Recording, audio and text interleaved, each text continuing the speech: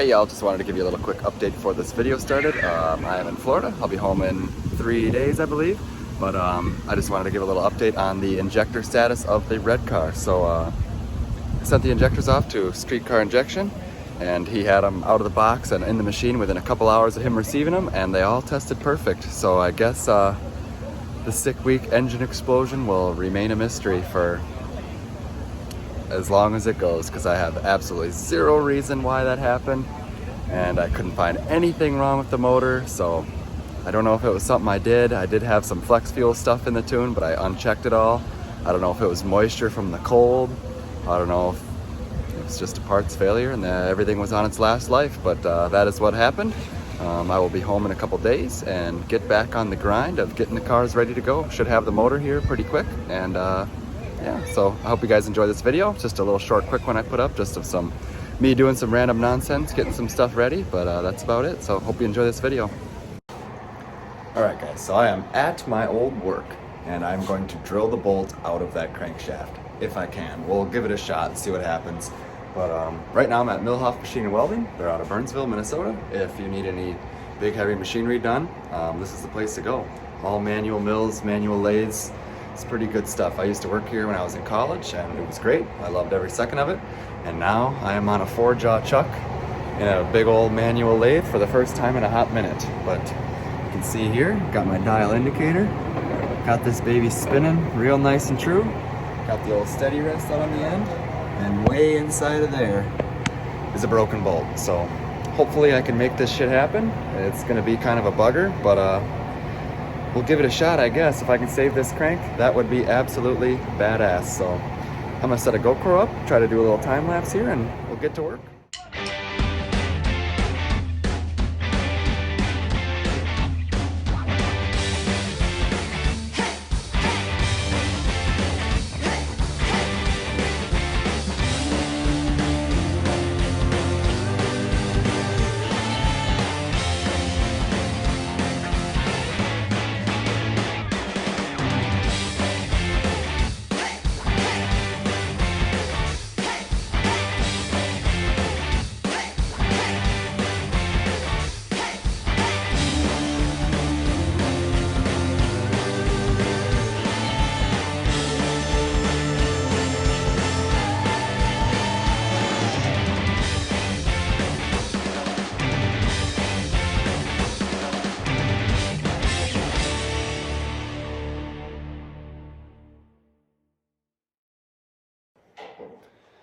All right, so you did see me out there trying to get that bolt out, and shockingly it went really well, and it didn't take me very long. So that video is a little boring, but yeah, the bolt came out. The way I did it, I had to weld a little square rod to the end of the easy out and then smack it with a hammer and turn it out.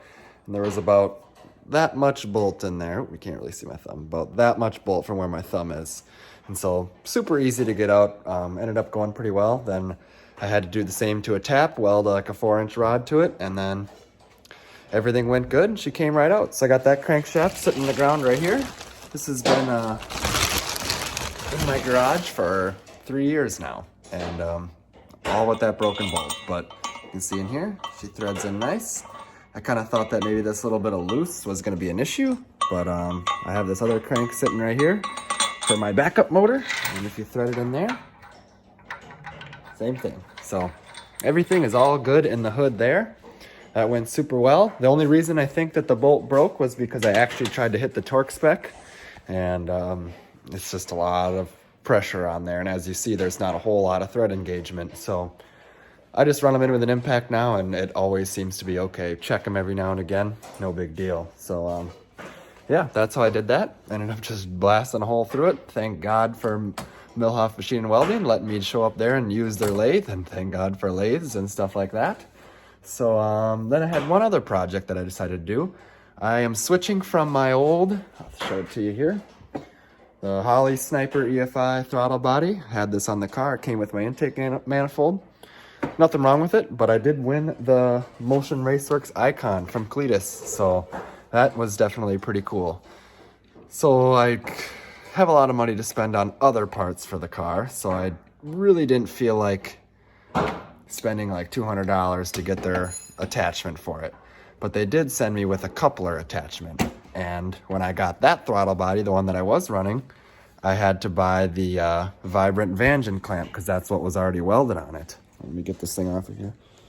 So what I ended up doing was I took the Vibrant flange, which is this thing you see on top of there, and it is for this fancy clamp here, like you've probably seen on tons of race cars. And I welded it to the coupler flange that they sent me, just like so. Welded it inside and out.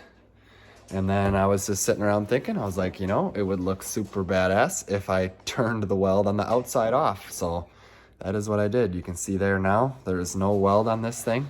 So it should look super clean. I got to throw a coat of paint on it because from the welding, it kind of made the anodizing that was left on there, kind of made it turn brownish gold. So, but that's okay. I'll slap it with a coat of paint.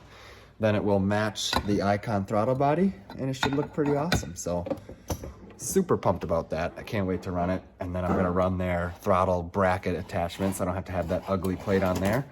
And then this guy should sit on there just like so, upside down, like how I want it to. And that will clear my hood, so I no longer need the hole there. I don't think I'll patch it up this year, but I will patch it up at some point.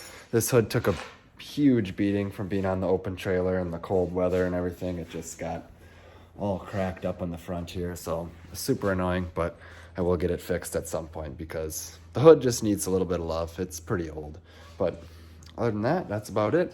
Dad buffed the red car, so it looks absolutely amazing again. Got all the little scratches and stuff from working on it and abusing it while we were in Florida off, so the thing is looking fine and just waiting for an engine.